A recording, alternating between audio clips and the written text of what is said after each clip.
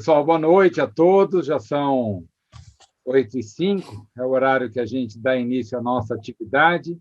Bem-vindos a mais uma terças-feiras com a Sociedade Paulista de Infectologia, já uma atividade que tornou-se tradicional aqui às noites de terças-feiras. E a gente está muito feliz com essa atividade, porque aproxima a nossa Sociedade de Infectologia, a Sociedade Paulista de Infectologia, com os infectologistas, os clínicos, e para nós é um prazer muito grande estar aqui com vocês.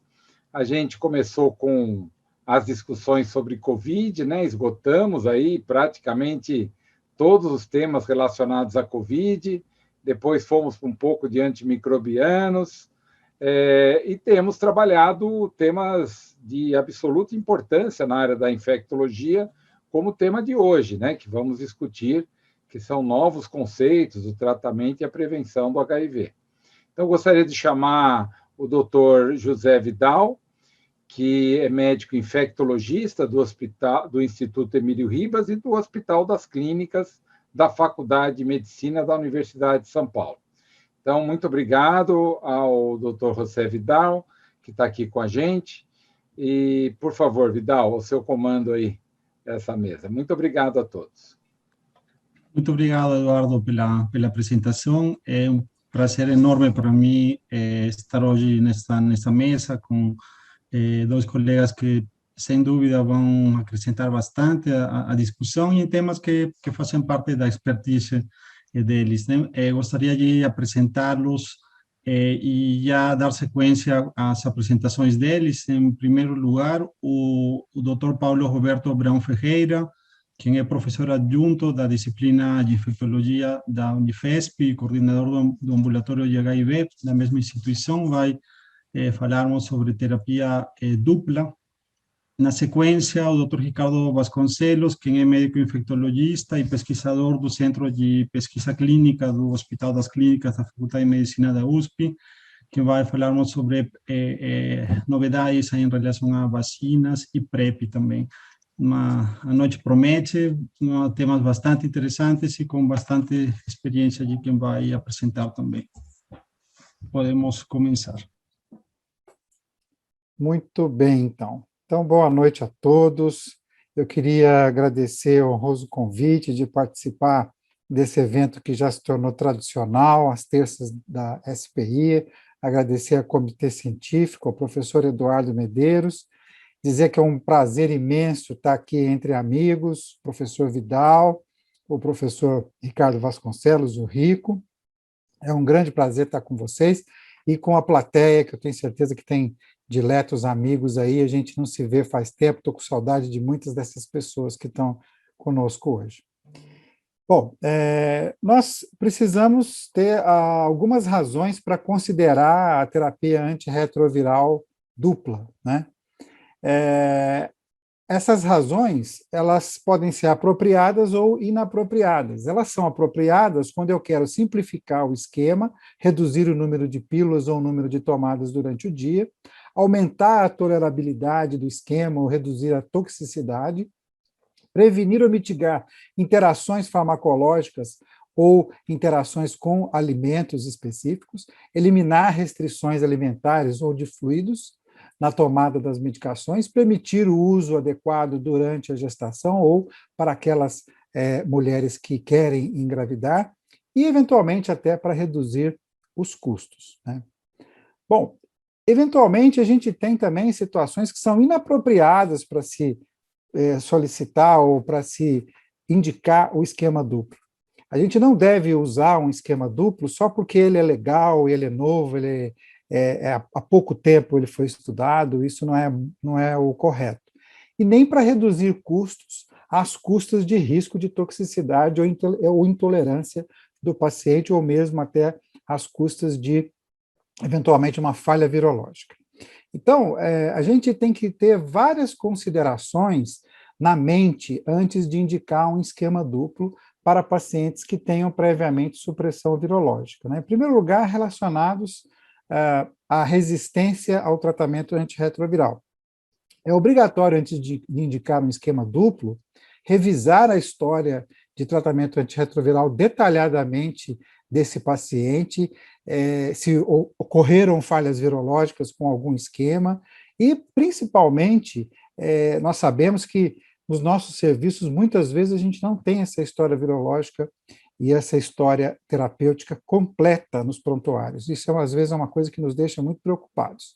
Pacientes muito antigos, às vezes até da década de 90, até da década de 80, nós temos conosco ainda, e a gente não consegue recuperar, muitas vezes, essas informações, e isso é muito importante. Revisar todos os resultados de genotipagens, entre aspas, somando todas as mutações que são encontradas, é muito importante, né? Lembrar que as genotipagens, elas têm baixa sensibilidade, mas têm ótima especificidade ao demonstrar as mutações que são presentes, e se houver uma resistência prévia incerta, só trocar para o novo esquema, se você puder manter a supressão viral, pensando que possa ocorrer vírus resistentes naquele paciente. Trocas dentro da mesma classe, elas são possíveis, desde que não haja resistência a fármacos dessa classe especificamente. Muita precaução na hora de trocar esquemas para um esquema duplo, por exemplo, quando a gente parte de um esquema que tem alta barreira genética para um esquema que tem menos barreira genética. É, por exemplo, o que acontece quando eu uso um IPR e, eventualmente, eu quero trocar, por exemplo, para um esquema com lamivudina e dolutegravir. Então, é muito importante, nesse momento, a gente ter a segurança de saber a história terapêutica e de resistência desse paciente. E, na dúvida, todas as vezes que eu tenho uma dúvida, ou que eu tenho pelo menos uma classe já perdida do tratamento antirretroviral, é bom sempre consultar os MRGs, os especialistas na área, e discutir o caso antes de indicar a troca. Em relação à segurança, também nós temos que fazer várias considerações, né? Revisão da história de intolerância à TARV, né? Quais são os medicamentos que o paciente já não tolerou, considerar as interações farmacológicas e as comedicações que os pacientes utilizam. Cada vez mais os nossos pacientes, eles estão na quinta, na sexta, na sétima década com polifarmácia, então isso é muito importante. Lembrar que, por exemplo, se a gente utiliza o dolutegravir, não podemos ter medicações com interações que levem à redução do nível sérico do dolutegravir no esquema duplo, porque senão ele será completamente inefetivo. E sempre atenção nas comorbidades, né? Com a infecção com HBV, nos esquemas duplos a gente tira o tenofovir, né? E isso pode ser um problema para a reativação da hepatite B. Também questões relacionadas ao risco cardiovascular ou à doença prévia cardiovascular já instalada, né? A função renal, a densidade mineral óssea, que até muitas vezes são o que motivam a retirada do tenofovir, a possibilidade de gestação e outras co-infecções. Então, pelo Ministério da Saúde, nós temos dentro do nosso protocolo, desde o final de 2019, orientações muito claras, né, para usar esquemas duplos no SUS, e é isso que a gente deve seguir, né? Então, o que diz essa nota técnica do Ministério da Saúde? Podemos usar, sim, esquema duplo de lamivudina com dolutegravir, preferencialmente, ou, eventualmente, se não for possível, com darunavir e ritonavir, desde que o paciente não possa usar tenofovir, abacavir ou zidovudina por alguma restrição específica. Então, é possível que isso seja feito, mas tem que seguir algumas condições que são necessárias, inclusive essa indicação passa pela Câmara Técnica para avaliação. Então, nós temos que ter muito cuidado. Primeiro, ausência de qualquer falha virológica prévia. Segundo, adesão regular à TARV garantida. Né? Isso a gente pode avaliar ao longo dos últimos anos. Carga viral indetectável nos últimos 12 meses, sendo a última carga viral realizada há menos de 6 meses. Preferencialmente uma carga viral indetectável bem recente, né? Exclusão de coinfecções como hepatite B, como já falamos, porque nós não vamos utilizar o tenofovir e há risco de reativação da doença, e no caso da tuberculose, em função do uso da rifampicina, que diminui o nível sérico do dolutegravir, então também não é possível a utilização do esquema duplo. Idade maior ou igual a 18 anos, que é onde essa estratégia está estudada, e o paciente a paciente não deve estar gestante em função das restrições que a gente tem no primeiro trimestre ao uso do dolutegravir. Em relação, então, a essa desintensificação, essa simplificação do esquema, como eu disse, isso tem que passar pela Câmara Técnica, esse pedido. Essa aprovação ela é muito rápida, ela é muito célere aqui em São Paulo, né? Rapidamente a gente recebe uma resposta, isso é muito bom, né? E lembrar que o nosso programa ele não recomenda de forma nenhuma o uso em virgens de tratamento do esquema duplo, tá? Ele não recomenda. Então, a gente não pode, apesar das diretrizes internacionais de já haver evidências na literatura respaldando em determinado perfil de pacientes o uso em virgens de tratamento, no Brasil, no SUS, isso não é recomendado, né? Então, isso tem que ficar muito claro. Como é que nós podemos monitorar o esquema duplo após a troca, né? Então, várias diretrizes internacionais orientam como fazer. Assim que você troca para o esquema duplo, é muito importante avaliar intensivamente o paciente nos próximos meses. Então, por exemplo, o DHHS fala em uma avaliação por 3 meses, uma avaliação que pode ser presencial ou à distância em 1 a 2 semanas para observar a questão da adesão, da tolerância, de efeitos adversos, e uma carga viral deve ser colhida entre 4 a 8 semanas após a troca para se avaliar se houve falha virológica ou não. O IAS comenta sobre a necessidade de se ter uma carga viral 1 mês após a troca, e o EACS, a diretriz europeia, também recomenda uma avaliação em 4 semanas da carga viral, da tolerabilidade e da toxicidade, né, envolvendo inclusive a adesão como um todo. Então, isso é muito importante, nós devemos preservar. Quero dizer aos senhores que, por exemplo, o esquema duplo dolutegravir lamivudina já é utilizado, por exemplo, nos Estados Unidos e na Europa em coformulação pílula única. E, em breve, nos próximos meses, a gente espera ter esse esquema também em pílula única no Brasil e no SUS, né? E a gente espera ansiosamente, porque, de fato, uma medicação com coformulação, pílula única, uma tomada só diária, os pacientes eles ficam muito felizes, né? Uma pílula pequena, isso também deixa os pacientes bastante felizes e aumenta muito a adesão ao tratamento. Então, eu queria mostrar aos senhores alguns dados recentes que foram veiculados no CROI, particularmente de uma análise de continuidade do estudo TANGO, né? O estudo TANGO, ele é um estudo de não inferioridade, randomizado, aberto, né? Onde foi estudada a coformulação lamivudina e dolutegravir em pílula única, né?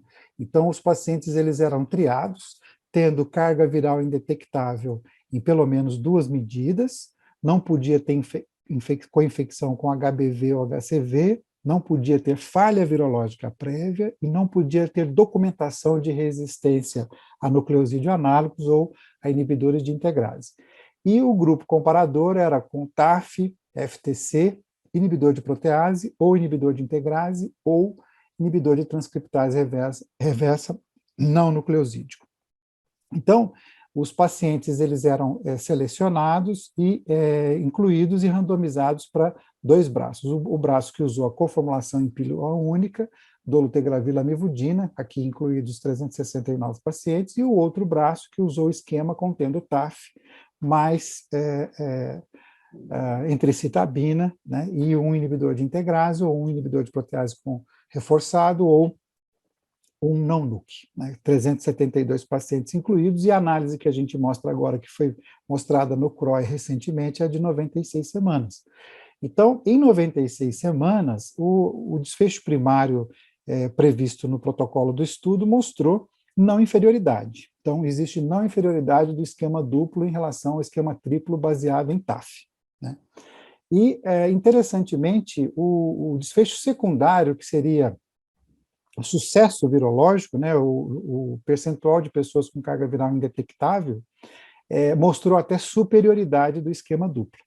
Então, o desfecho primário seria as falhas virológicas, né, que foram muito pequenas, e o desfecho secundário seria sucesso terapêutico com carga viral indetectável em 96 semanas, que foi até superior para o esquema duplo.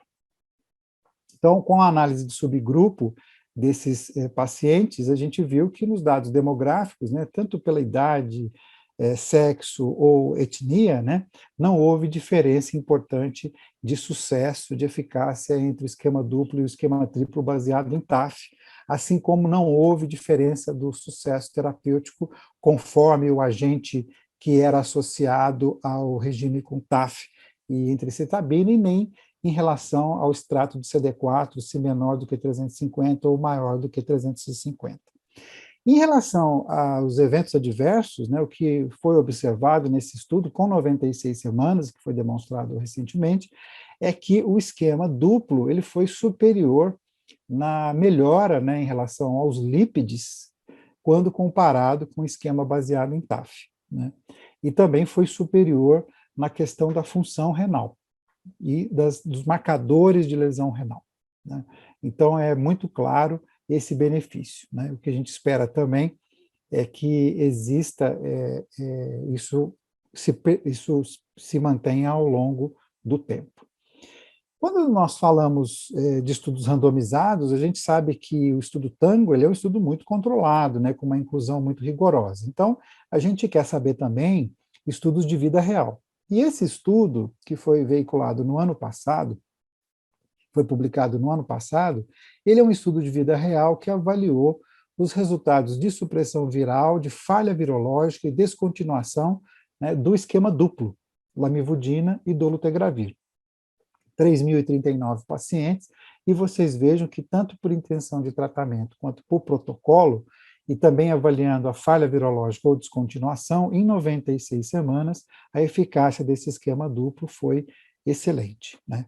Em linha com o estudo randomizado, o estudo Tango, que a gente acabou de mostrar, mostrando que, de fato, na vida real, esses medicamentos, eles também, no esquema duplo, eles funcionam muito bem. Esse outro estudo é um estudo muito interessante, né, que veio também veiculado no último CROI, que ele responde um pouquinho de uma grande dúvida que a gente tem. A gente tem muitos pacientes que usaram lamivudina por longo período, e a gente tem um receio muito grande desses pacientes terem desenvolvido por uso irregular a M184V. E qual é o medo? O medo é a gente passar para um esquema duplo de um paciente que tem arquivado a M184V. E o dolutegravir ficar em monoterapia. Isso é uma coisa que nos preocupa bastante. E esse estudo analisou isso. Então vejam vocês, um estudo europeu prospectivo, França, Itália e Espanha. Os pacientes incluídos, eles tinham que ter carga viral indetectável na troca para o esquema duplo de dolutegravir e lamivudina, e pelo menos uma análise de genotipagem, ou de RNA ou de DNA, para avaliar as mutações presentes. Foi considerado falha virológica 2 cargas virais acima de 50 cópias, ou consecutivas, ou uma carga viral acima de 200 cópias. E a mediana de segmento ela foi boa, de 22 meses. E a M184V ela foi detectada previamente, né, no basal, em 6,9% dos pacientes incluídos, 37 pacientes, 78% detectadas no RNA do plasma, 19% detectadas apenas no DNA e 3% em ambos os testes. O tempo mediano entre a última detecção de M184V e a troca do dolutegravir para dolutegravir e lamivudina foi de 11 anos. E o que esse estudo mostrou? Mostrou o seguinte: quando eu tinha pacientes com a presença da M184V, menos de 5 anos até a troca, a chance de falha foi de 20%. Mas quando eu tinha a presença de M184V há mais de 5 anos antes da troca, isso foi comparável a quem não tinha a M184V no basal, 5% versus 4,4%. Então, a conclusão é, aqueles pacientes, mesmo que provavelmente tenham M184V, se eles têm um longo período de carga viral indetectável, pode ser que eles respondam bem ao esquema duplo, né, mesmo tendo a M184V. Lógico que isso é uma hipótese que ainda deve ser validada em outros estudos. Gostaria também de mostrar aos senhores, essa é uma opção que nós temos no Brasil também, que é um outro esquema duplo muito interessante, que é o esquema duplo de darunavir e ritonavir com lamivudina. Agora nós já temos disponíveis no SUS as formulações de 800 miligramas do darunavir, de forma que nós poderíamos usar aí 4 comprimidos nesse esquema duplo, um de daruna 800, um de ritona 100 e 2 de lamivudina 150 miligramas, né? É uma das formas também de se fazer o esquema duplo no Brasil, se não houver tolerância ou possibilidade do uso do dolutegravir. E o estudo que embasa isso é o Dualgesido, que foi publicado em 2017, e mostrou que a comparação entre esse esquema duplo, aqui no caso coformulado, daruna 800 com ritona 100, em relação ao esquema triplo, com a mesma formulação e 2 NUCs, né?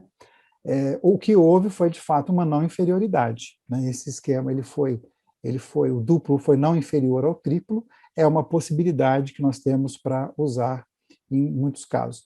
O que chamou atenção nesse estudo é que, para o esquema duplo, daruna, ritona e lamivudina, houve um aumento do colesterol total, do LDL e do HDL, provavelmente pela ausência do tenofovir, que nós sabemos diminui os lípidos plasmáticos, né?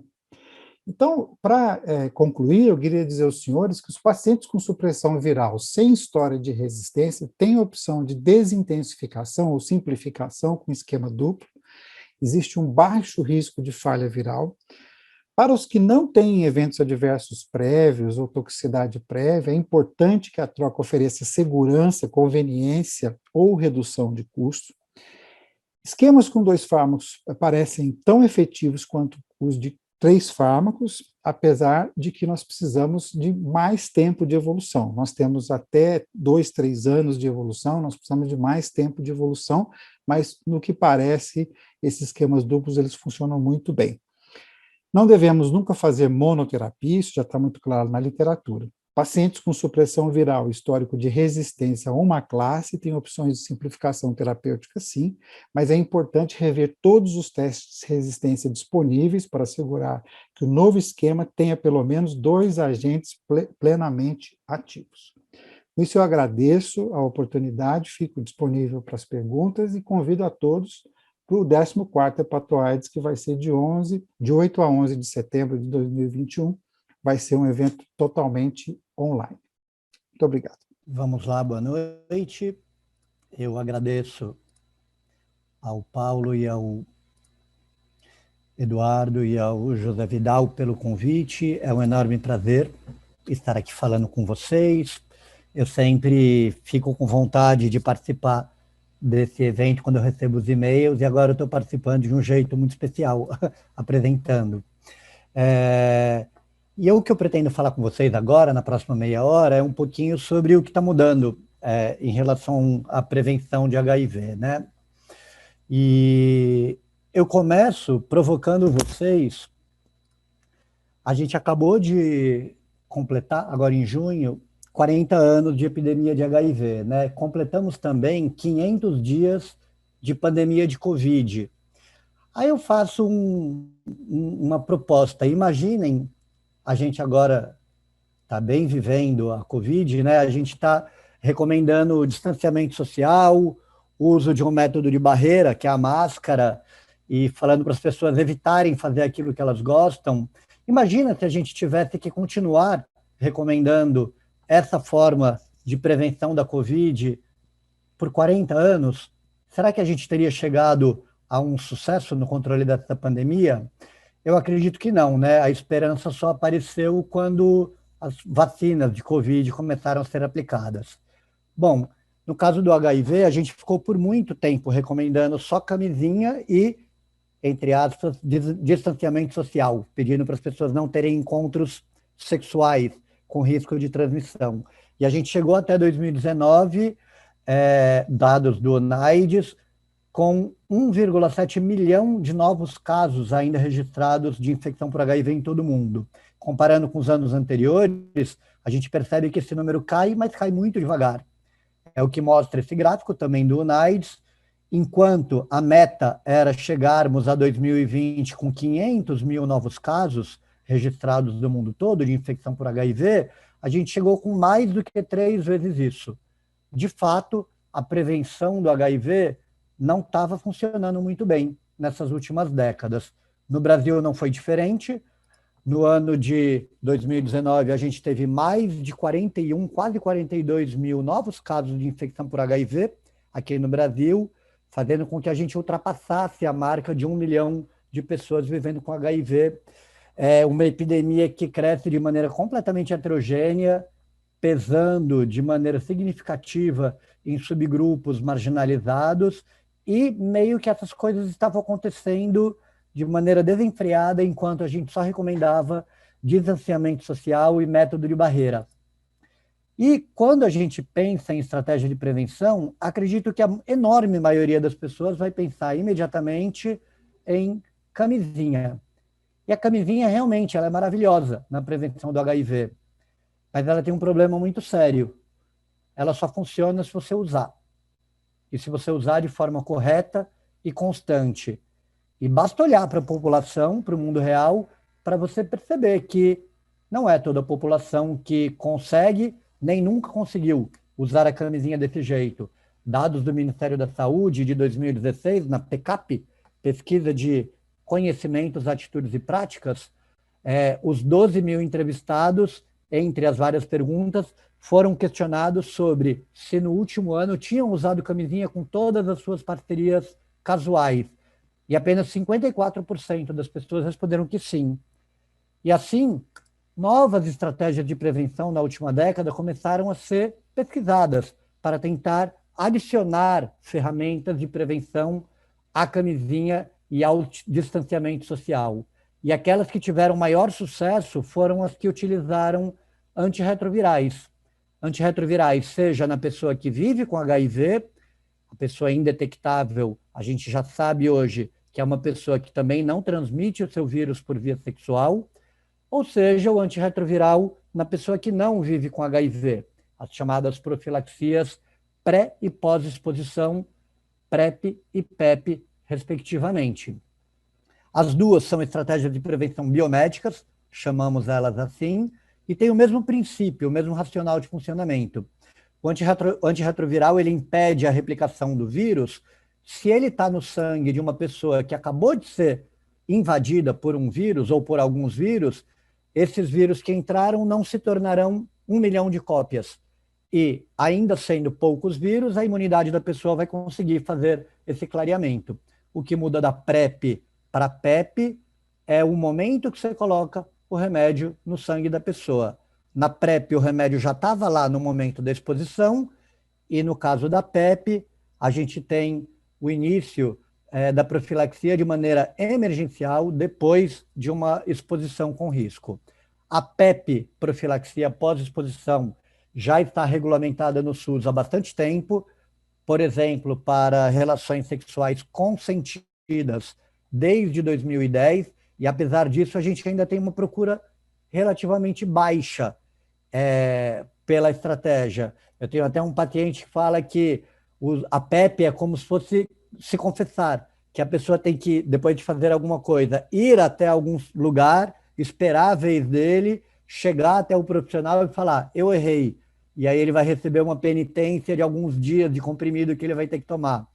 Isso, entre outros aspectos, faz com que a PEP não seja muito popular entre as pessoas que se beneficiariam de alguma prevenção adicional à camisinha. Mas quando a gente chega na PrEP, profilaxia pré-exposição, as coisas são um pouquinho diferentes. E, inclusive, a evidência científica que a gente tem sobre PrEP é muito mais robusta do que a de PEP. Primeiro trabalho grande que fundamenta a eficácia protetora da PrEP é o IPREX, que foi publicado no final de 2010, que foi um estudo que incluiu 2.499 homens gays e mulheres trans vulneráveis ao HIV, que receberam, além do pacote tradicional de prevenção, com camisinha, aconselhamento de redução de riscos, testagem e tratamento de ISTs, eles receberam também um comprimido por dia. Metade deles receberam um comprimido de placebo e a outra metade recebeu um comprimido de tenofovir e entricistabina, TDF-FTC. E o que a análise mostrou foi que quem estava tomando antirretroviral teve 42% menos infecções. Aí, no final de 2010, a gente estava demonstrando que existia uma estratégia além do distanciamento social e do método de barreira para a prevenção do HIV. E a análise dos detalhes do IPREX mostrou que o que havia de diferente no braço antirretroviral entre aqueles que se infectavam com HIV daqueles que não se infectavam era a presença de antirretroviral no sangue. Quem estava tomando antirretroviral direitinho foi muito mais bem protegido do HIV do que quem não estava tomando com boa adesão. E a análise de dosagem do antirretroviral no sangue mostrou que, a partir de 4 comprimidos por semana, já era possível obter uma concentração de antirretroviral que conseguia uma proteção máxima. Não teve no IPREX nenhuma infecção por HIV a partir de 4 comprimidos tomados por semana. A partir do IPREX, vários outros ensaios clínicos randomizados foram publicados sequencialmente, avaliando com o mesmo desenho de ensaio clínico diferentes populações vulneráveis, como homens e mulheres heterossexuais, casais sorodiferentes, usuários de droga injetável, e todos eles mostraram a mesma coisa, que quando havia boa adesão aos comprimidos de antirretroviral, havia uma boa proteção contra a infecção por HIV. De tal forma que é possível traçar um gráfico que já é muito conhecido em quem vê apresentações de PrEP, que mostra que quanto mais participantes no ensaio clínico tinha droga detectável no sangue, maior era a eficácia preventiva da PrEP demonstrada pelo estudo. E a conclusão aqui é a mesma que na camisinha. PrEP é ótimo, mas PrEP só funciona se você usar. E o interessante é que algumas pessoas que podem não conseguir usar a camisinha de forma correta e constante, talvez possam conseguir usar a PrEP de forma correta e constante. Então, se eu sei que a PrEP protege muito bem contra o HIV quando tomada com boa adesão, uma das maiores preocupações que havia desde o começo dos estudos de PrEP é a chamada compensação de risco, que, por definição, é a desinibição de comportamento de maior vulnerabilidade entre aqueles indivíduos que estão tomando PrEP, motivada por uma menor percepção de risco de infecção por HIV. Será que as pessoas que tomam PrEP param de usar o preservativo? Será que as pessoas que tomam PrEP, elas têm um maior número de parcerias sexuais? E será que elas acabam, portanto, minando o efeito preventivo contra o HIV que a PrEP tem? Mais ainda, se a pessoa tem alguma forma de compensação de risco e ela não está com uma boa adesão aos comprimidos, ela pode sim se infectar pelo HIV. Então, essa tem sido a tônica da preocupação da PrEP e da implementação da PrEP no mundo atualmente.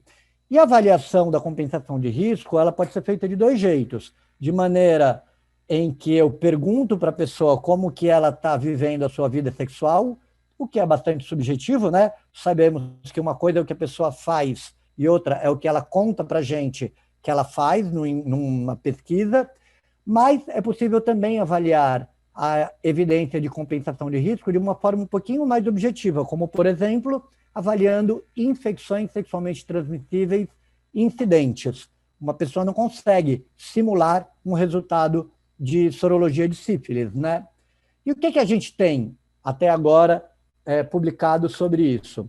Existe uma meta-análise muito legal, que é de 2018, que juntou 17 estudos que tinham incluído participantes em ensaios clínicos de PrEP, que sabiam que estavam tomando PrEP, só ensaios clínicos na sua fase aberta, já em que não tinha mais a fase randomizada com o placebo, ou então projetos demonstrativos, em que todo mundo sabia que estava tomando PrEP. E é importante esse cuidado na meta-análise, porque pode ser que, se eu não sei se eu estou tomando placebo ou antirretroviral, eu não desenvolvo a compensação de risco, porque vai que eu estou no placebo, né? Aqui não, eles só colocaram quem sabia que estava tomando antirretroviral. E o que ele encontrou que havia um aumento nas exposições e nas ISTs apenas em 2 dos artigos incluídos, que é nesse de 2016 americano e nesse de 2017 australiano.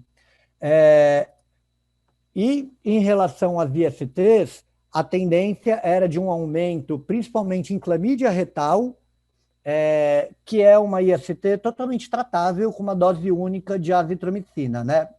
Mas tem uma coisa que aqui não tinha sido avaliada, que era a frequência do rastreamento para ISTs. Na maioria das vezes, clamídia retal é uma IST assintomática. E será que esse aumento encontrado aqui não seria apenas porque pessoas em PrEP se testam mais para ISTs e aqui provavelmente não estaria encontrando mais diagnóstico de clamídia retal do que aumento da incidência de clamídia retal? Ficou essa dúvida em 2018, mas em 2019 esse trabalho respondeu. Esse é um projeto demonstrativo australiano chamado PrEPex, e ele incluiu quase 2.000 homens gays na Austrália para começar a tomar PrEP, e uma parte deles já tinha um acompanhamento nas clínicas de IST australiana. Então, você tinha informação sobre a frequência de testagem para ISTs pré-PrEP e pós-PrEP. Então, deu para colocar isso na análise. Ao longo do segmento, esses quase 3.000 homens gays se infectaram com quase 3.000 ISTs bacterianas, e a primeira coisa que o trabalho mostra é que usuários de PrEP não são todos iguais. Existem usuários que são mais vulneráveis do que outros, de tal forma que 75% dessas 3.000 ISTs aconteceram num grupo pequenininho de 25% dos usuários de PrEP, e o restante das ISTs distribuída nos outros participantes. Então, existem pessoas do core group que se expõem bastante, super spreader, e existem pessoas que não dá para você achar que todos os usuários de PrEP são igualmente vulneráveis. A análise das ISTs incidente mostrou que esteve associado a uma IST incidente, idade mais jovem, maior número de parceiros, relato de sexo grupal e antecedente de uma IST bacteriana, mas não houve associação com a redução do uso do preservativo. E quando a análise foi ajustada para aquela mudança na frequência de testagem, fica assim um aumento da incidência, principalmente de clamídia e clamídia retal, um aumento bem menor do que aquela outra meta-análise, e também, aqui lembrando que clamídia retal é algo totalmente tratável e curável com azitromicina em dose única. Eu agora defendi, no mês passado, o meu doutorado aqui na Faculdade de Medicina da USP, e o que eu pretendi fazer nele foi avaliar a ocorrência de compensação de risco e de infecções sexualmente transmissíveis, bem como os fatores associados a usuários de PrEP, depois que eles começam a tomar essa estratégia de prevenção. Para isso, eu avaliei os dados coletados no PrEP Brasil, que foi um projeto demonstrativo financiado pelo Ministério da Saúde, que incluiu 450 homens gays e mulheres trans entre 2014 e 2018, e em 4 cidades aqui no Brasil: São Paulo, Rio de Janeiro, Porto Alegre e Manaus. Na minha análise, eu olhei os participantes do Rio e de São Paulo. E o que eu encontrei, de forma bem resumida aqui, foi que entre os usuários de PrEP do PrEP Brasil, quase 25% dos participantes diziam que tinham diminuído a frequência do uso do preservativo depois do início da PrEP. 14% tinham dito que aumentaram o número de parcerias sexuais e quase 32% referiram que tiveram ou um ou outro, que eu chamei de compensação de risco agregada. Então, já podemos ver aqui que aquela impressão do senso comum e de alguns profissionais da saúde de que todas as pessoas que começam a tomar PrEP abandonam as formas anteriores de prevenção, não é verdade. É uma parte só das pessoas. E lembremos que essas pessoas que buscam PrEP, em geral, já eram vulneráveis a ISTs e por isso buscaram PrEP. Então, muitas pessoas aqui já transavam sem preservativo, já se expunham, e que bom que estão tomando PrEP, porque assim elas se protegem do HIV. E na análise multivariada eu encontrei que esteve associado à ocorrência de compensação de risco agregada o uso de drogas recreativas. Idade, trabalho sexual, parceria soropositiva e boa adesão não esteve associado.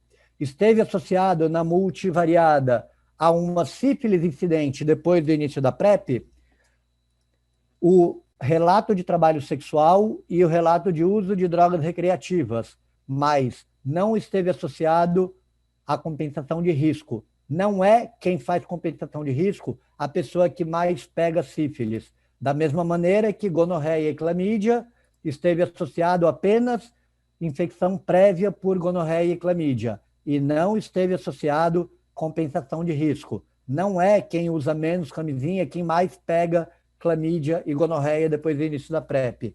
E o mesmo para herpes, que só esteve associado a herpes incidente depois do início da PrEP, o relato ou a evidência de sífilis prévia, e não a compensação de risco agregada. Isso é muito interessante para a gente conseguir acomodar a PrEP na nossa cabeça, nesse mundo mais moderno, em que precisamos de novas estratégias de prevenção, né? Os dados do PrEP Brasil motivaram a implementação da PrEP no SUS, que aconteceu no início de 2018, já daqui a pouquinho a gente vai completar 4 anos de PrEP SUS, e hoje de manhã eu dei uma atualizada, a gente já teve, desde o começo de 2018 até agora, 37 mil pessoas que iniciaram PrEP no Brasil inteiro, e só continuam usando PrEP até hoje 22 mil. A gente tem um abandono da PrEP no meio do caminho ainda muito grande. E por isso que eu digo que compensação de risco definitivamente não é o maior problema quando a gente pensa em PrEP, em saúde pública, PrEP como estratégia de prevenção de um país. Eu acho que a adesão, sim, é uma preocupação e o acesso à PrEP é uma preocupação. A gente tem 37 mil pessoas num país de 200 milhões de pessoas que iniciaram PrEP, mas ainda que pareça pouco, o Brasil está entre os países que mais pessoas até hoje iniciaram PrEP no mundo. Para resolver a questão da adesão, novas formas de PrEP têm sido desenvolvidas, como, por exemplo, aquela chamada de PrEP sob demanda, ou PrEP 211, que é uma forma de PrEP em que a pessoa não precisa tomar todos os dias os comprimidos, principalmente indicada para quem não tem uma exposição muito frequente, nem tem relações sexuais com muita frequência. Foi um trabalho francês que testou pela primeira vez essa forma de PrEP e ela utilizou aquela informação que eu falei lá atrás, de que 4 comprimidos por semana eram suficientes para se atingir o nível sérico protetor das drogas, né? E na PrEP sob demanda, aqui no estudo Hipergay, a pessoa não tomaria nenhum comprimido, até que, se ela soubesse que ia ter uma relação sexual, ela teria que tomar 2 comprimidos de uma vez só, de 2 a 24 horas antes da relação, e se acontecesse a relação, e se ela fosse uma relação de risco, a pessoa teria que tomar mais 2 comprimidos, um por dia, nos 2 dias subsequentes. O Hipergay tinha placebo durante a fase randomizada, e o que ele mostrou é que houve uma redução de 86% no grupo que estava tomando antirretroviral. A partir daí, foi iniciada uma fase aberta do Hipergay, em que todo mundo foi convidado a tomar antirretroviral, e nessa fase aberta, quando se comparava a redução da incidência nela com a incidência do placebo na fase randomizada, a redução era ainda maior, de 96%. Isso mostra que PrEP sob demanda parece que funciona muito bem, sim. E até em 2019, a OMS passou a recomendar a PrEP sob demanda ou PrEP 211 para homens gays, uma vez que só foram incluídos homens gays e mulheres trans no Hipergay. A gente não tem a avaliação de PrEP sob demanda em mulheres cis e homens trans, então exposição vaginal não é para usar PrEP sob demanda, e assim a gente está vendo agora a segunda onda de expansão da PrEP, depois da PrEP diária, agora a expansão da PrEP sob demanda. Aqui no Brasil não temos ainda um posicionamento oficial sobre a utilização dela.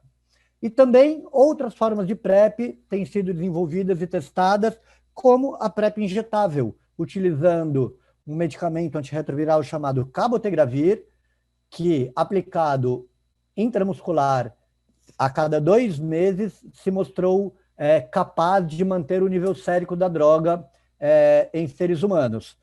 2 estudos avaliaram a eficácia e a segurança da PrEP injetável de longa duração, que foram o HPTN 083 e o 084. O 083 nós da USP participamos, assim como o CRT Santa Cruz e outros centros aqui no Brasil.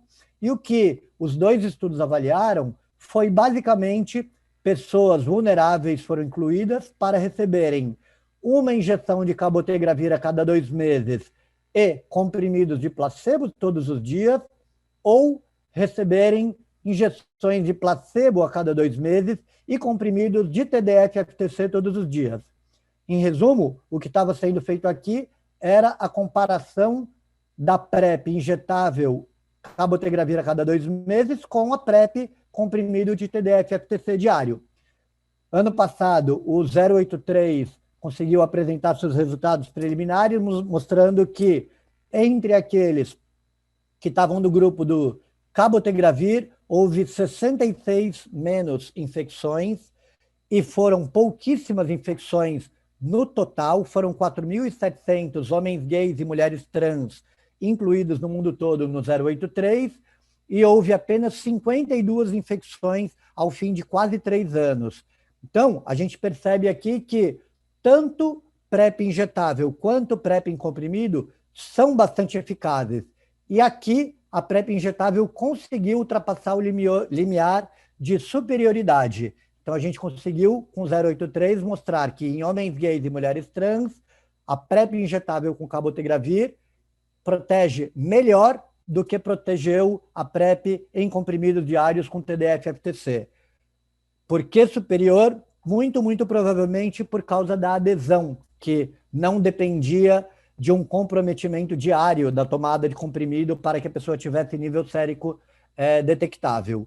E o 084 foi um estudo que tinha o mesmo desenho, mas incluiu uma população diferente, incluiu mulheres cisgênero, heterossexuais, todas elas na África, e o que o 084 mostrou na sua análise intermediária foi uma proteção ainda maior. A redução da incidência entre mulheres foi de 89%, e houve apenas 40 casos de soroconversão entre as incluídas. Assim, a gente mostra aqui que, além do distanciamento social e do método de barreira, a PrEP injetável e a PrEP em comprimido, sejam diários ou sejam sob demanda, são também formas bastante eficazes e seguras da prevenção do HIV. Para a PrEP injetável com cabotegravir, o principal evento adverso foi dor no local da injeção. No entanto, era uma dor, na maioria das vezes, muito bem tolerada. Existe também a linha de pesquisa da PrEP em anéis vaginais impregnados com antirretroviral chamado dapivirina, que é um não análogo de nucleosídeo que não é absorvido pelas mucosas, e trocado uma vez por mês, quando comparado com placebo e numa posterior fase aberta, ela conseguiu mostrar a mesma coisa que todas as outras estratégias de prevenção. O anel vaginal ele é muito bom para quem usa com boa adesão. E, no geral, a redução da incidência de HIV nas mulheres cis que utilizaram o anel foi de 65%. A OMS já recomenda o uso do anel vaginal de dapivirina, principalmente na África, que a epidemia tem como grupo-chave mulheres cisgêneros jovens, e agora o que a gente tem no futuro da PrEP injetável é a fase aberta do 083 e 084, em que todo mundo toma cabotegravir, ninguém mais toma nem placebo, nem TDF-FTC, e agora, no anel vaginal, eles estão testando os anéis duais, que tem tanto dapivirina quanto anticoncepcional, bem como anéis que durem mais tempo, por exemplo, 3 meses, para serem trocados. E, por fim, está acabando meu tempo aqui, eu queria falar um pouquinho para vocês daquela pecinha aqui do quebra-cabeça da prevenção, que sempre foi meio motivo de frustração, porque a gente tem epidemia de HIV desde o início da década de 80, e a gente tem também, desde a década de 80, ensaios clínicos e pesquisa de vacina de HIV. No entanto, a gente nunca teve um resultado bom o suficiente para que uma vacina fosse aprovada pelas agências regulatórias e utilizada de forma mais maciça. A melhor de todas as vacinas foi aquela do estudo RV144 da Tailândia, que conseguiu uma redução de 30% na incidência da infecção por HIV entre os vacinados quando comparados com placebo. E agora, enfim, a gente tem um candidato à vacina que parece ser mais promissor, que é a vacina do mosaico. Essa vacina do mosaico, é importante que a gente saiba que não tem nada a ver com PrEP injetável. Eu percebo, quando eu vou fazer a apresentação sobre vacina de HIV, que muita gente confunde PrEP injetável com mosaico. E não só participante do estudo. Eu já vi muito médico chamando PrEP injetável de vacina e chamando vacina de HIV de PrEP injetável. Uma coisa não tem nada a ver com a outra, né? O que é a vacina que está sendo testada nesse estudo mosaico? É uma vacina que utiliza a mesma tecnologia da vacina da Janssen para a Covid, que é uma vacina que utiliza um adenovírus, que é o adenovírus 26, que teve uma modificação genética no laboratório para que fosse enxertado dentro do seu material genético um monte de pedacinhos de genes de diferentes tipos de HIV que circulam no mundo todo. De tal maneira que você consegue enxertar dentro do adenovírus mais ou menos 92% dos subtipos de HIV circulantes em todo o mundo. E, uma vez que a pessoa é vacinada com esse adenovírus modificado, vai haver um treino da imunidade dele contra o HIV com anticorpos e com imunidade celular, sem que essa pessoa jamais tenha encontrado com HIV antes, não tem HIV na vacina, e essa imunidade celular e humoral desenvolvida pela vacina, num posterior encontro com HIV, o protegeria dessa infecção. O que a gente já sabe é que em ensaios pré-clínicos em macacos, ela conseguiu, essa vacina, reduzir em 67% as infecções pelo HIV do macaco, que é uma redução inédita, e nesse estudo aqui, de 2018, eles tanto fizeram essa aplicação nos macacos, quanto também vacinaram com a mesma vacina um grupo grande de seres humanos, e eles encontraram que a imunogenicidade, ou seja, a resposta imune produzida pela vacina, é semelhante à produzida nos macacos. Resta saber agora se a imunidade produzida em seres humanos protege tão bem quanto protegeu os macacos, se protege melhor do que protegeu os macacos, ou se protege pior do que protegeu os macacos.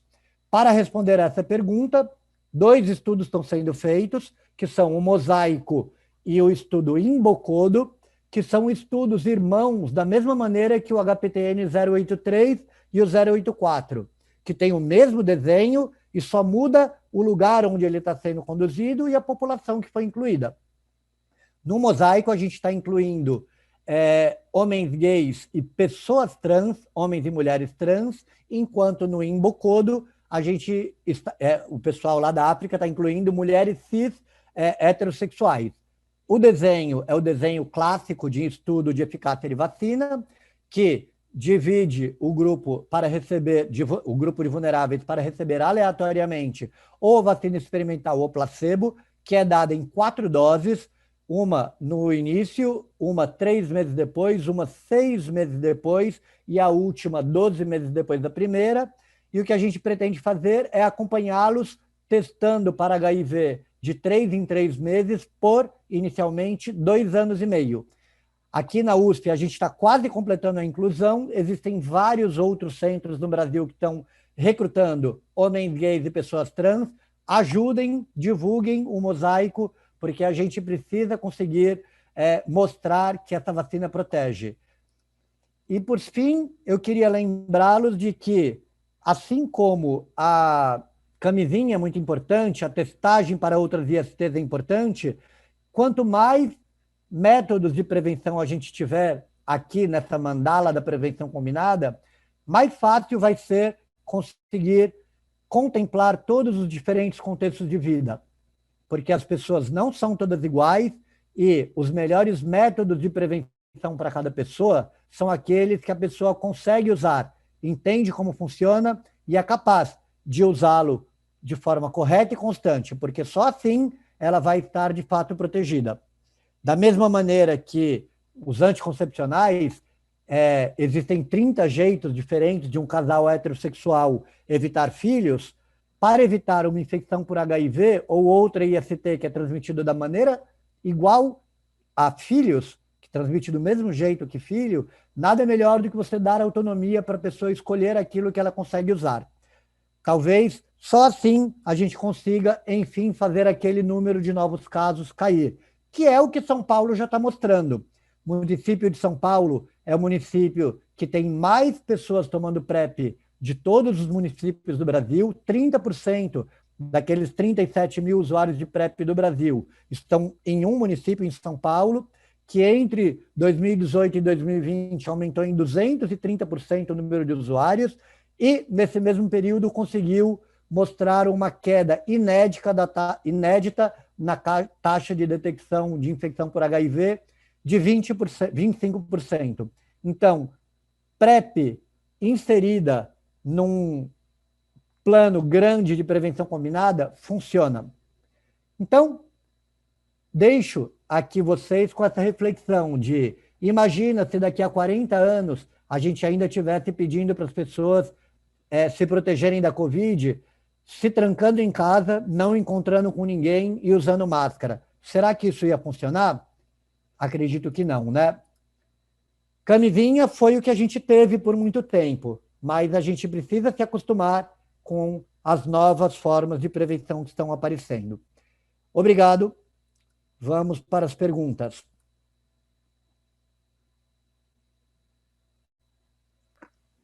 Muito obrigado, Ricardo, pela excelente apresentação. Vamos na ordem das apresentações. Primeiro, algumas questões para o Dr. Paulo, quem vai ter que sair também na sequência por outro compromisso. Paulo, um colega pergunta, um paciente de 52 anos de idade, co-infectado com hepatite B e HIV, com HBsAg positivo e cargas virais indetectáveis para ambos os vírus. Esse paciente usa tenofovir 3-TC e dolutegravir e apresenta diminuição do clearance de creatinina. Seria possível solicitar TAF mais 3-TC dolutegravir? Ou qual seria a sua opinião sobre a associação de entecavir mais lamivudina e dolutegravir? Ótima pergunta, eu queria agradecer a pergunta. O protocolo, o PCDT de hepatite B, ele está sendo atualizado agora. Em breve, em poucos meses, ele vai estar disponível. A Conitec já aprovou a incorporação do TAF para hepatite B, que já está aprovado pela Anvisa, já é disponível no Brasil.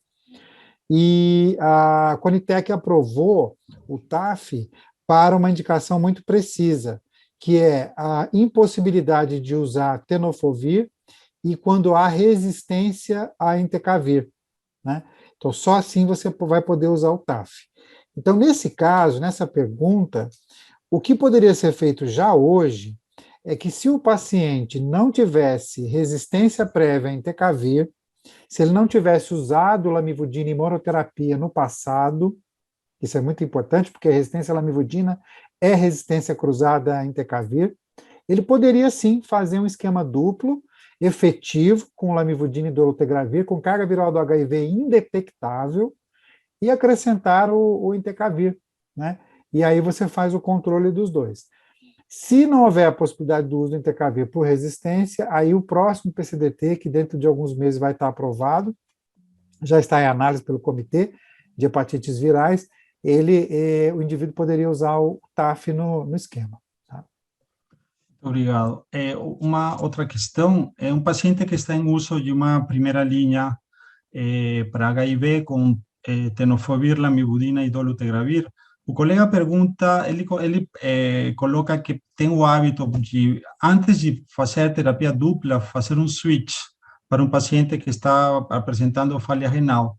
né, e de introduzir abacavir ou sidobudina no lugar de tenofovir, ou seja, fazer um switch, né, e depois fazer uma simplificação. Você que acha sobre isso? Olha, esses casos de uma perda progressiva de função renal, eles são bem complexos, né? Porque você não consegue prever, muitas vezes, a taxa de filtração glomerular, ela é dinâmica, o indivíduo vai perdendo muito rapidamente isso pode acontecer de uma forma errática e muito rapidamente. Os estudos que existem com terapêutica dupla, eles não incluíram pacientes nessas condições, eles selecionaram pacientes muito bons, né, com CD4 alto, carga viral não tão alta, ou, eventualmente, pacientes suprimidos que estavam em bom estado de saúde, com função renal e hepática normais. Então, a gente não sabe, a gente tem um trabalho na literatura, que eu me lembro, com poucos pacientes com disfunção renal, alguns dialíticos e outros a caminho da diálise, que usaram esquema duplo, mas foram poucos pacientes nessa publicação e foi eficiente, tá? Então, essa é uma possibilidade, se você não pode usar o abacavir, ou se você não pode ter acesso ao HLA B5701, ou se você tem alguma intolerância, ou tem um alto risco cardiovascular, que é comum nesses renais crônicos, né, e não quer usar o abacavir, talvez aí a possibilidade de esquema duplo, mas de fato não é a melhor indicação. Existe a possibilidade aí de você usar, por exemplo, nessa situação, dolutegravir com darunavir e ritonavir. É uma outra possibilidade, né? A outra questão é se corrige ou não a lamivudina em disfunção renal. Teoricamente é para corrigir, mas a gente sabe que muitas pessoas não corrigem, porque o índice terapêutico da lamivudina é muito alto e você não costuma ter. E a gente muitas vezes tem um receio muito grande nesses pacientes que estão com depuração dinamicamente em queda, a gente não conseguir a exposição adequada à lamivudina. E sempre lembrar, o dialítico, eu prefiro não corrigir a lamivudina, tá? O dialítico, a gente sempre fazer a medicação depois da diálise. Então, por exemplo, você usar o esquema duplo num paciente e fazer antes da diálise, pode ser bastante complicado e você perder a exposição dos antirretrovirais. Obrigado. Uma última pergunta, Paulo. Um paciente em que se está pensando simplificação e tem contraindicação para o uso de dolutegravir, e se cogita o uso de darunarritona, né? A pergunta é se precisa não ter mutações para IPs nesse cenário, né? Olha, o que a nota técnica dessa nova fase do darunavir 800 ele nos fala, né? Nesse caso, para usar o darunavir 800, que você não deve ter mutação para darunavir, né? Especificamente para darunavir, não deve ter usado o IP sem o reforço de ritonavir. Então, para o esquema duplo, eu acho que isso se faz também muito importante, né? As mesmas condições são para o lamidolo e lamidarunarritona. Então, o indivíduo ele não deve ter falha prévia, principalmente a IP, não deve ter mutação prévia a darunavir, ele deve estar indetectável há 1 ano, não deve ter hepatite B, não deve ter comedicações que reduzam o nível sérico de darunavir, né? Mas hoje em dia também é uma boa associação dupla, né? 2 comprimidos de lamivudina, darunavir 800 barra ritonavir 100, respeitando aí a nota técnica do Ministério da Saúde. Muito obrigado, Paulo, pela aula, pela discussão também. E vamos continuar agora com algumas questões para Ricardo. Ricardo, perguntam se a PrEP pode causar resistência aos antirretrovirais. Deixa eu achar a pergunta aqui. Achei. Marcelo, né? Marcelo, a pergunta é ótima. E essa era uma das grandes preocupações com que havia lá no começo da PrEP. E o que a gente conseguiu encontrar depois de tanto tempo, né? Acabei de mostrar que o primeiro trabalho de PrEP é de 2010, a gente já tem há 11 anos ciência em cima disso, é que a resistência começa a ser uma preocupação quando você inclui no uso da PrEP uma pessoa que já está infectada por HIV. Por exemplo, uma pessoa que está ali naquele período de infecção aguda, janela imunológica, e você acabou começando a dar tenofovir e entristabina, dois antirretrovirais só para uma pessoa que já tem HIV. É aí que está a preocupação com resistência. Fora isso, não. Certo. Em relação à segurança, Rico, qual que é a evidência em relação a dano hepático, aumento de transaminasas? Tá. Essa é a outra grande preocupação que se tinha lá no começo dos estudos de PrEP, né? Afinal de contas, você estaria dando antirretrovirais para pessoas que não têm nada, pessoas saudáveis e que têm como diagnóstico apenas uma exposição, um risco de infecção por HIV. E aí, o que a gente tem também, depois de tanto tempo e tanta evidência científica, é que a questão não é hepática, né? Porque nem tenofovir, nem entristabina passam pelo fígado. A questão é muito mais renal por conta do tenofovir, e a preocupação é a mesma que o tenofovir utilizado em outras pessoas, em outros critérios, em outros contextos. Por exemplo, tratando hepatite B ou tratando HIV.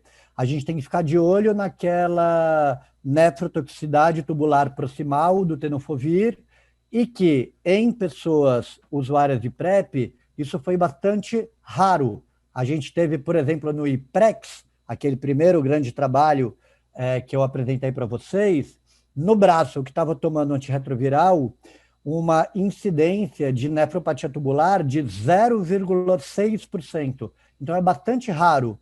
E ainda que a pessoa seja a azarada que caiu nesse grupo pequeno de pessoas que vai ter problemas com o tenofovir, essa alteração renal ela é completamente reversível quando você suspende a medicação.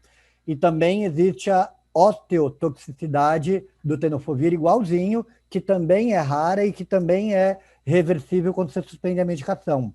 Lembrem-se que aqui, no caso da PrEP, não é que nem no tratamento do HIV ou da hepatite B, que você não pode simplesmente interromper a droga. Na PrEP você pode.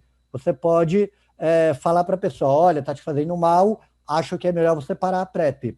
Mas é importante também pontuar, eu nem coloquei na apresentação para não ficar muito grande, que já existe nos Estados Unidos a aprovação do uso da PrEP com o TAF e FTC, que o nome comercial é o Descovy com Y no final, que mostrou que é tão eficaz quanto a PrEP com TDF e FTC na prevenção do HIV e, obviamente, tem muito menos eventos adversos renais e ósseos.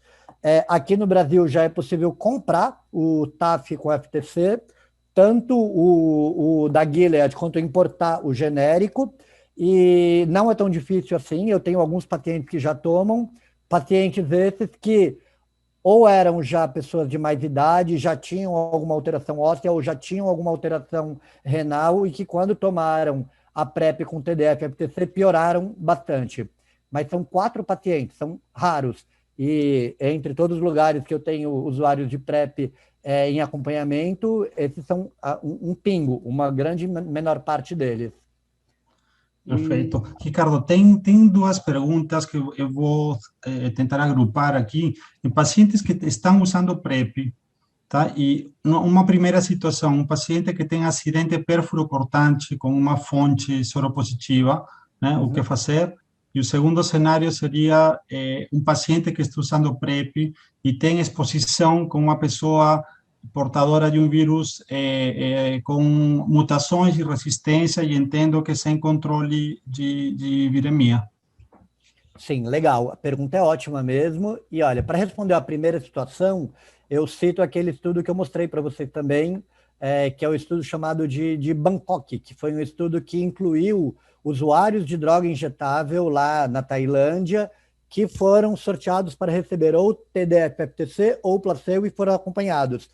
E ele mostrou, o ensaio clínico, que existe também uma proteção significativa contra o HIV nesse tipo de exposição. Então, se um profissional da saúde está ali tomando PrEP por outro motivo, por exemplo, para sua vulnerabilidade sexual, e ele tem um acidente com material biológico, eu tenderia a recomendar a ele que continuasse tomando PrEP, porque ele estaria protegido. Mas, se ele não ficar tranquilo e ficar paranoico, vou falar, tá bom, para a PrEP e toma PEP com TDF, lamivudina e dolutegravir, mas o que a gente tem de evidência até agora, que não é muito, mostra que protegeria sim. O mesmo para vírus mais experimentado. Vírus experimentários existem no mundo e circulam por aí, né? E a gente tem até hoje, dentro dos mais de 1 milhão de usuários de PrEP no mundo todo, apenas 8 casos de falha da PrEP, que são aqueles casos em que a pessoa, mesmo com uma boa adesão e com nível sérico adequado, a pessoa se infectou com HIV. 8 em 1 milhão. Então, muitas pessoas tomando TDF-FTC se expuseram a vírus resistentes e não se infectaram. Desses 8, 7 foram infecções por um vírus que tinha alguma resistência e 1 foi por um vírus sensível. Assim, eu acho que, olhando para o que tem de literatura, não é para mudar nada em relação a PrEP quando você tem um vírus experimentado. Não é para você dar PrEP com Maraviroc para a pessoa. Isso nunca foi estudado e com TDF-FTC ela está se mostrando bastante eficaz. Essa pergunta acaba aparecendo bastante para mim quando a gente pensa em vertical. Aquele vertical que cresceu, que teve uma exposição a vários antirretrovirais, chega à vida adulta com vírus super multiresistente, com má adesão aos antirretrovirais, com carga viral detectável. Aí esse vertical pega e começa a ter uma relação fixa com alguém.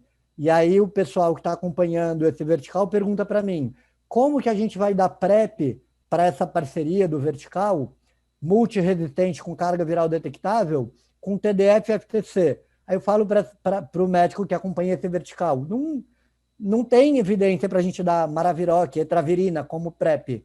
E dando TDF-FTC, essas pessoas têm se mantido negativas para o HIV. Perfeito. Ricardo, uma questão em relação a acesso de PrEP, né? Qual que é a tua opinião em relação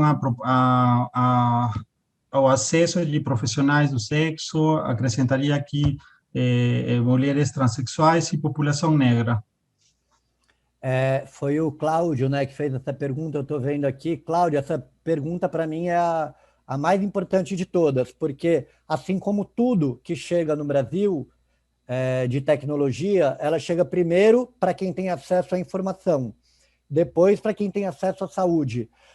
Lá em 2018, para você ter uma ideia, o Ministério da Saúde determinou que só poderia retirar a medicação da PrEP gratuitamente pelo SUS aquelas pessoas que fossem acompanhadas pelo SUS, diferente do tratamento antirretroviral de pessoas que vivem com HIV, que não importa se a pessoa está acompanhando no Sírio-Libanês ou no SAI, as duas pegam o tratamento antirretroviral pelo SUS. No caso da PrEP, não. O caso da PrEP foi só para quem estava sendo acompanhado pelo SUS. E a ideia seria que, dessa forma, a PrEP gratuita chegaria com maior facilidade às pessoas mais vulneráveis socialmente falando também. O que aconteceu? Agora, quase 4 anos depois de PrEP no SUS, a gente vê lá no CEAP, no ambulatório de HIV aqui da USP, que os usuários de PrEP todos fazem exame de rotina da PrEP no Sírio-Libanês, no Fleury, todos têm convênio, todos poderiam estar pagando pelo comprimido e pela consulta ali do atendimento da PrEP. O que isso mostra? Isso mostra que chegou primeiro a PrEP do SUS as pessoas mais escolarizadas, mais velhas, brancas, e eu não estou nem querendo dizer que essas pessoas não são vulneráveis, mas existe um oceano de pessoas vulneráveis e você elenca alguma delas aí, como, por exemplo, trabalhadores do sexo, população negra, que não está chegando até a PrEP. Agora até está se tentando fazer um piloto de mudança da dispensação de PrEP para algo parecido como é a TARV, para que os ambulatórios do SUS esvaziem de pessoas que têm convênio para darem lugar a essas pessoas que não estão chegando. Mas, como eu falei na apresentação, não é a compensação de risco o problema da PrEP, é o acesso e é a adesão. Ricardo, complementando esse tema, no PrEP Brasil, uma curiosidade, qual foi a proporção de mulheres trans incluídas? Porque acredito que foi majoritariamente HSH, né? Sim, foram 26% de mulheres trans. Então, Certo. é uma das maiores coortes de mulheres trans em PrEP que a gente tem publicado, mas ainda assim são poucas mulheres trans. Perfeito. E uma outra questão, pacientes que usam PrEP em uso contínuo, é necessário usar no mesmo horário as medicações? Qual que seria essa Não, margem de delay aí, de atraso? sim. Luciana, lembra que eu falei que a partir de 4 comprimidos por semana para exposições anais, que foi o que a gente testou lá no IPREX, a pessoa já tem aquele nível sérico que protege. Então, se a pessoa consegue estar bem protegida tomando 4 vezes por semana, a variação no horário da tomada não vai influenciar. Então, a gente costuma dizer assim, tome 1 comprimido por dia. Não importa se você atrasou algumas horas. E se esquecer algum dia, tá tudo bem. Não é igual ao anticoncepcional. Sinta-se ainda protegido. Mas, quando a gente está falando de exposição vaginal, as coisas têm que ser um pouquinho mais rígidas, porque é necessário uma adesão melhor, de preferência 7 comprimidos por semana, para que haja a mesma proteção. E é até por isso, por causa dessa maior exigência de um comprometimento de adesão para as mulheres cis, é que a PrEP injetável de longa duração com cabotegravir, ela é muito bem-vinda, porque todos os ensaios clínicos randomizados que incluíram mulheres cisgênero, você tem uma prevenção, uma eficácia que é menor em mulheres cis. Muito porque elas precisam de uma adesão melhor para terem a mesma eficácia protetora. E no caso da PrEP injetável, como eu mostrei para vocês, foi o contrário. Elas foram até mais protegidas pelo cabotegravir do que os homens cis, gays e mulheres trans. Perfeito. Ricardo, em relação à vacina, alguma alerta em relação a trombose, algum sinal de evento adverso? A gente está morrendo de medo também. A Janssen, que é a patrocinadora do Mosaico, mandou um comunicado para todos os centros que estão participando do Mosaico e do Embocodo no mundo, depois que começaram a aparecer os eventos adversos de trombose com as vacinas de Covid, que utilizam adenovírus também, e pediram para a gente ficar atento a isso também. Até agora não apareceu nada. Tomara que não apareça. Certo. Ricardo, mais duas questões. Você comentou que atualmente estão em torno de 22 mil pessoas, né, em uso de PrEP no Brasil, e aqui Isso, em São pelo SUS. Paulo, isso, você viu uma tendência de redução. Você acha que o componente PrEP tenha impactado, né, nessa curva de São Paulo?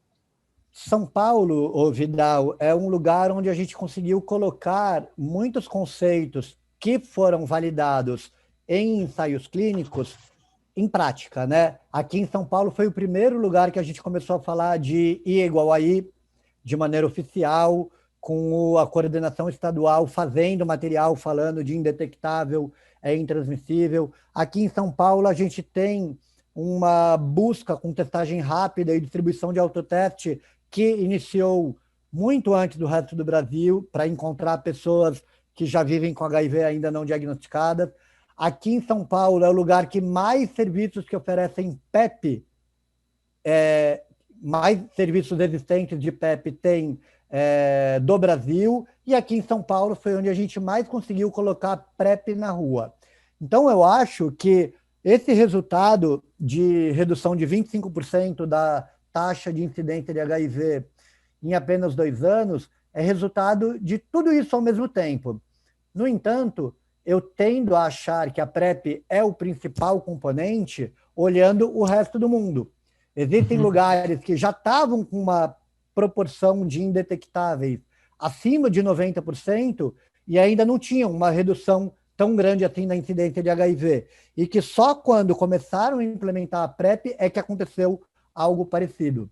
Então, eu não vou dizer que é a PrEP sozinha, é tudo junto, mas, com certeza, a PrEP tem um peso grande nessa mudança da tendência. Vocês viram no gráfico que nunca tinha tido uma queda consistente.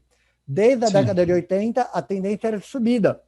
E, finalmente, a gente consegue mudar a tendência e tomara que a gente continue nessa toada e tomara que, em alguns anos, a gente esteja falando o que Londres, o que Nova York já estão falando agora, né? Que é de, em alguns anos, conseguir zerar o número de novos casos de infecção por HIV.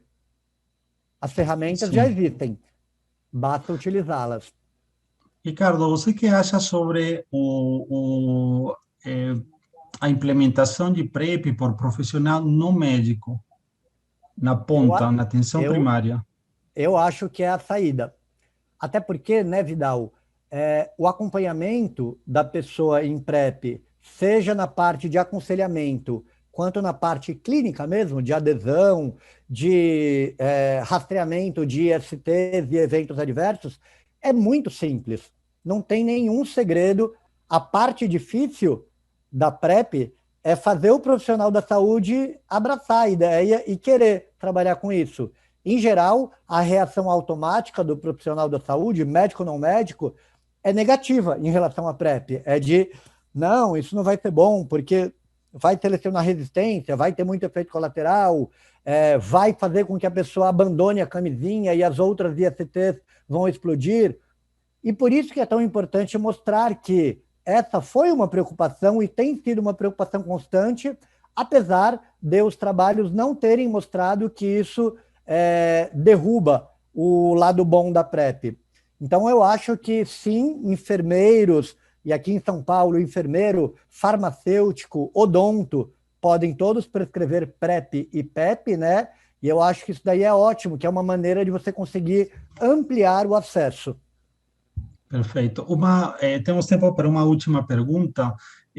A previsão de acesso de PrEP injetável no Brasil ou sob demanda nos PCDTs? Bom, eu tenho cutucado o pessoal do Ministério da Saúde, semana sim, semana também, e eles falam que eles estão se mexendo, que já vai ter alguma coisa lá. E eu cutuco com a maior das boas intenções, né? Porque a gente não está falando de uma coisa que é ainda experimental e que não sabe se funciona, a gente está falando de evidência de 2019, que a OMS já recomenda desde 2019 a PrEP sob demanda, e aqui no Brasil não se fala sobre isso, apesar de já ter um monte de gente usando off-label, né? Então, acho que tudo, principalmente quando o tema é prevenção, as coisas vão meio arrastadas, né? Mas em breve teremos alguma coisa aqui. Agora, em relação à PrEP injetável, que é algo mais recente, é hora da gente fazer projeto demonstrativo.